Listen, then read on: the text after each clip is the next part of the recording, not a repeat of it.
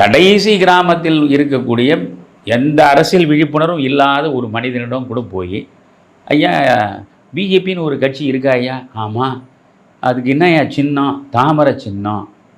எப்படி அவங்களுக்கு தெரியும்? இந்த அண்ணாமலைன்னு ஒரு ஆள் இருக்காருன்னு சொல்லுவான். அப்போது அதை செய்த ஆள் அவர் தான். அது இப்பொழுது நயனார் வந்திருக்கிறாரு. அவர் நயனார் தான் சொல்லிட்டாரு, நீங்களும் நானும் சொல்ல வேண்டிய அவசியம் இல்லை. அண்ணாமலை புயலை போல் புறப்பட்டவர், நான் தென்றலை போல் வீசக்கூடியவன்னு சொல்லிட்டாரு.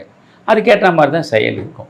ஆனால் தமிழ்நாட்டில் பிஜேபியை பேசுபொருளாக மாற்றிய ஒரே மனிதன் அண்ணாமலை என்பதில் 2 கருத்துக்கு இடமே கிடையாது. பெரியார் மண் என்று சொல்லி ஒரு 100 ஆண்டு காலம் பொய்யை மட்டுமே பேசி ஒரு குறிப்பிட்ட சாதிக்கு எதிராக வெறுப்பை மட்டுமே வளர்த்து இங்கே இந்த திராவிட கட்சிகள் வளர்ந்து விட்ட நிலையில் இவர்களுடைய ஒழுக்கம், இவருடைய நேர்மை, இவருடைய தியாகம் எல்லாம் எடுபடவே இல்லை. இப்படி தொடர்ந்து வந்து கொண்டிருந்த நிலையில் அண்ணாமலை வருகிறார். புரிகிறதா? ஒரு போலீஸ் அதிகாரியாக இருந்தவர், அந்த போலீஸ் அதிகாரிக்கு உண்டான இயல்பான அந்த முரட்டு குணமும் அந்த முரட்டுத்தனமான ஒரு தோற்றமும் கொண்ட மனிதனாக வந்து, போலீஸ் அதிகாரி என்றாலே அவர் முரட்டு தோற்றம் உடையவராக மட்டும் இருக்க மாட்டார், அவர் மிரட்டும் துணியோடு தானே பேசுவார்.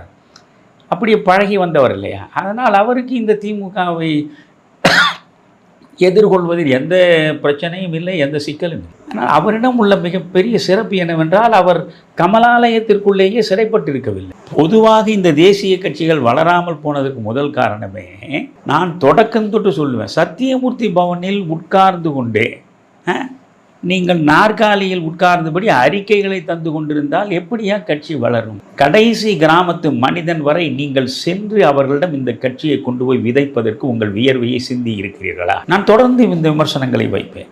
நான் தமிழ்நாடு முழுவதும் சென்றவர். ஐயா பிஜேபின்னு ஒரு கட்சி இருக்கா ஐயா? ஆமாம். அதுக்கு என்னையா சின்னம்? தாமரை சின்னம். எப்படி அவங்களுக்கு தெரியும்? இந்த அண்ணாமலைன்னு ஒரு ஆள் இருக்காருன்னு சொல்லுவான். அப்போது அதை செய்த ஆள் அவர் தான். அது இப்பொழுது நயனார் வந்திருக்கிறாரு.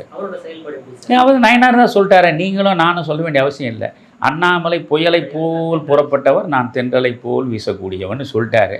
அதுக்கேற்ற மாதிரி தான் செயல் இருக்கும்.